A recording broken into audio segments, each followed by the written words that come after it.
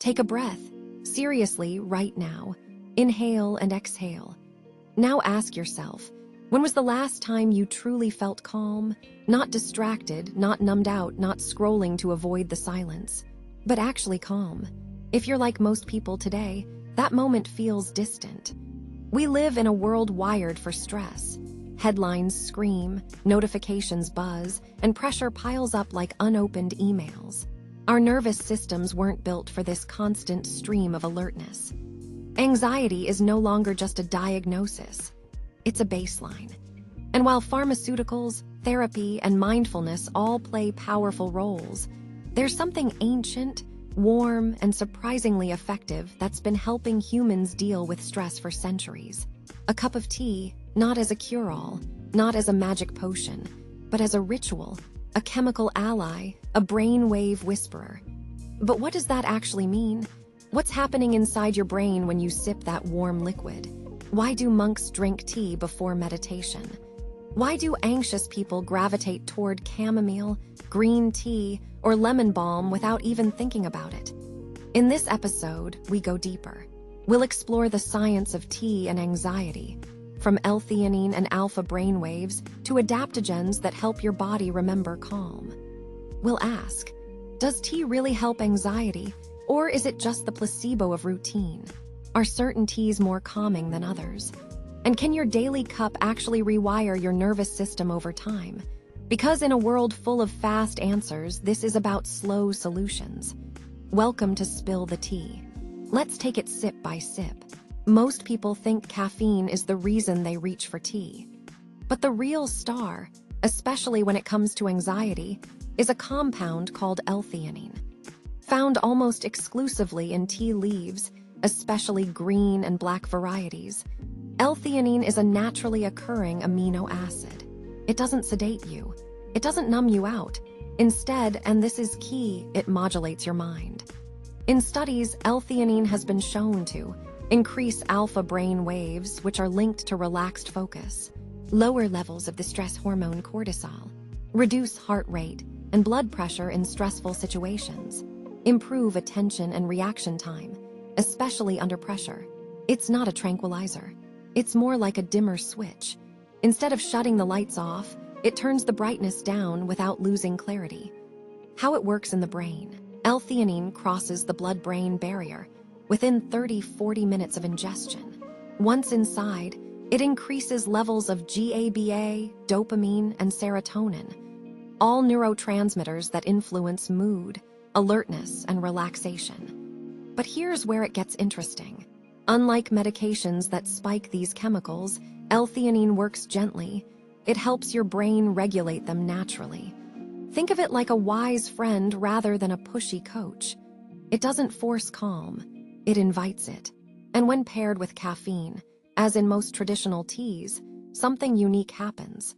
Caffeine is usually seen as the enemy of anxiety. And in high doses, it absolutely can be raising heart rate, spiking cortisol, and even triggering panic attacks in sensitive individuals. But tea isn't coffee, and here's why. Tea contains L-theanine, which acts as a natural buffer to caffeine. It smooths the sharp edges, slows the onset, and creates a gentler rise in energy. In a 2019 neuroimaging study, participants who drank caffeine with L-theanine showed faster reaction times, greater task accuracy, lower mind wandering, reduced subjective stress. Compared to those who drank caffeine alone, the tea drinkers reported feeling alert but calm, the sweet spot most people chase in their morning routine. It's not about removing caffeine, it's about pairing it wisely. Let's get scientific for a moment. Your brain runs on electrical rhythms known as brainwaves. There are 5 major types, from the slow, deep delta waves of sleep to the fast, spiked gamma waves of intense mental activity. But for calm focus, not sleep, not hyperactivity, but the meditative in-between, there's one wave that matters most: alpha waves. Alpha waves 812Hz are associated with calm yet alert states, creativity, mental clarity, reduced anxiety, flow. And guess what? L-theanine, the tea molecule we talked about earlier, has been repeatedly shown to increase alpha wave activity without drowsiness. In an EEG, electroencephalogram, study, participants who consumed 50 mg of L-theanine had a significant rise in alpha wave activity within 40 minutes, especially in the occipital and parietal lobes, linked to relaxed visual processing and bodily awareness. Translation: tea literally helps your brain tune into a state of alert peace, something meditation practitioners spend years trying to master. This is why tea drinkers often describe a calm focus, even after consuming caffeine. It's not in their imagination, it's in their brain's frequency. But there's another layer, the stress response. When you're anxious, your body floods with cortisol, epinephrine, and norepinephrine. Your heart rate rises, your breath shortens.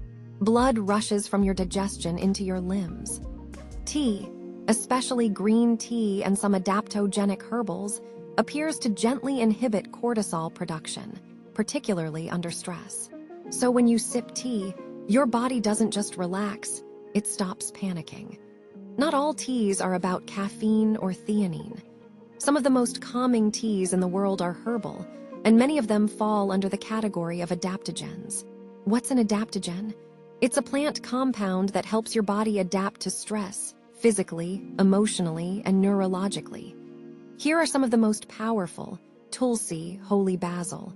Used in Ayurvedic medicine for over 3,000 years, tulsi tea is known for calming the mind and protecting the body from oxidative stress.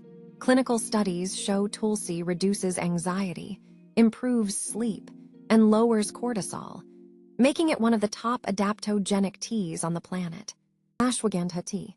Though more often consumed as a powder or capsule, ashwagandha tea is becoming popular for its anxiety-reducing properties.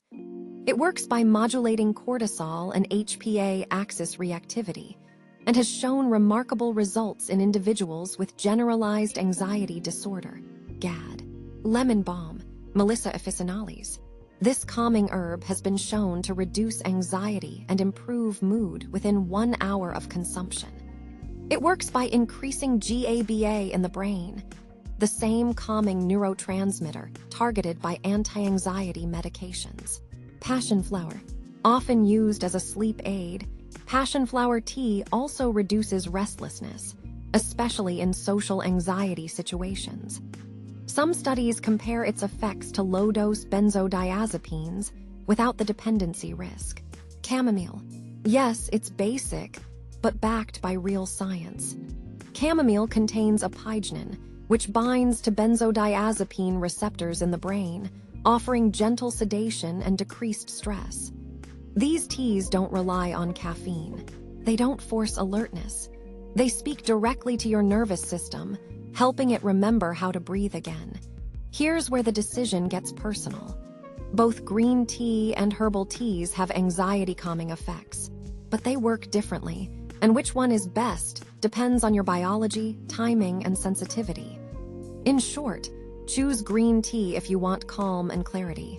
Choose chamomile or lemon balm for pure relaxation or bedtime. Choose adaptogens for chronic stress and long-term resilience. The key is knowing your goal. Do you want to feel relaxed but productive, or ready for sleep, or simply less tense? That answer determines your leaf. Let's talk about strategy. It's not just what tea you drink, but when, how much, and how you brew it that determines its impact on your mind. Timing matters. Morning, start your day with green tea or a tulsi blend if you're prone to stress throughout the day. The caffeine-theanine combo gives you clarity without jitteriness. Afternoon. This is prime time for lemon balm or ashwagandha. You're past the morning grind, but your nervous system may still be on edge. These teas help shift gears without knocking you out. Evening. Switch to chamomile, passion flower, or decaf rooibos, teas that don't just calm you but gently guide you towards sleep. Bonus, they help lower nighttime cortisol spikes. Dosage. Less is more. Most calming teas are effective at 1-2 cups per day. More doesn't always mean better, especially with adaptogens or teas that affect neurotransmitters. Your body wants a whisper, not a scream. Brewing tips for brain-soothing tea. Different teas release their calming compounds at different temperatures. Green tea, 70-80 degrees C, 158-176 degrees F. Too hot and you destroy the theanine. Herbal teas, 90-100 degrees C, 194-212 degrees F. Hot enough to extract oils and adaptogens. Steep time, 3-5 minutes for green, 10 for herbals. And remember, use a lid while steeping. You're not just keeping heat in, you're capturing volatile oils and aromatics that contribute to relaxation. This isn't fast food. This is medicine wrapped in steam. Let's be clear. Tea is powerful, but it's not a cure for clinical anxiety. If you find that, you're waking up with panic attacks. Your anxiety is interfering with relationships or work. You're using tea or anything to numb or avoid. You feel out of control, no matter what you try. It's time to go deeper. Talk to a licensed therapist. Explore medication if recommended. Look into trauma work, nervous system regulation, or guided support. Tea is a tool, but healing is a process, not a beverage. That said, even in therapy, even in deep healing, tea can be a companion, a grounding ritual, a signal of safety, a warm invitation back to presence. Use it with intention, not as a distraction, but as a reminder. You are safe to feel. You are not alone in your anxious mind. Let's zoom out. Forget the chemicals. Forget the charts. Let's talk about the act of drinking tea. There's something sacred about it, and that's not just poetic fluff.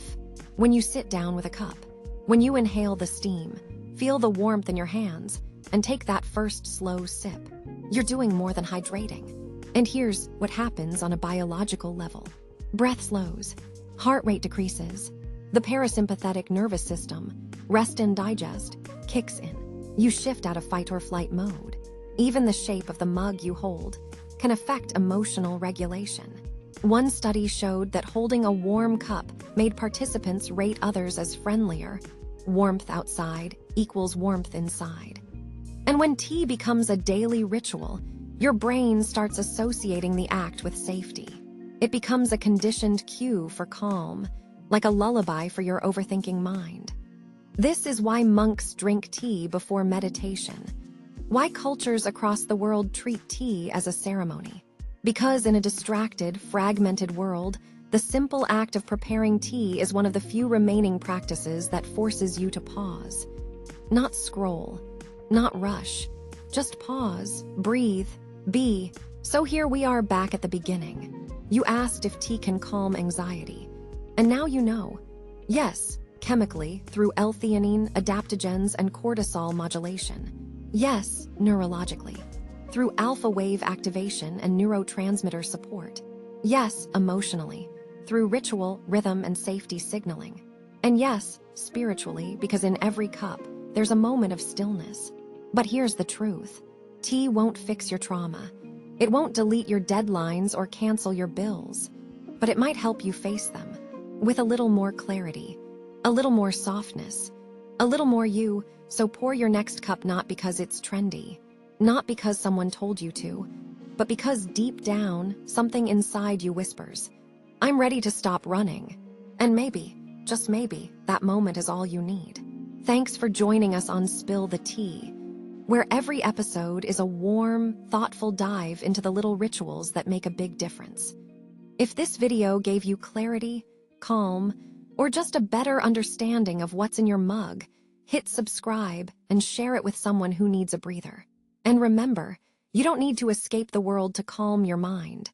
Sometimes it starts with a cup of tea. Until next time, keep sipping slow.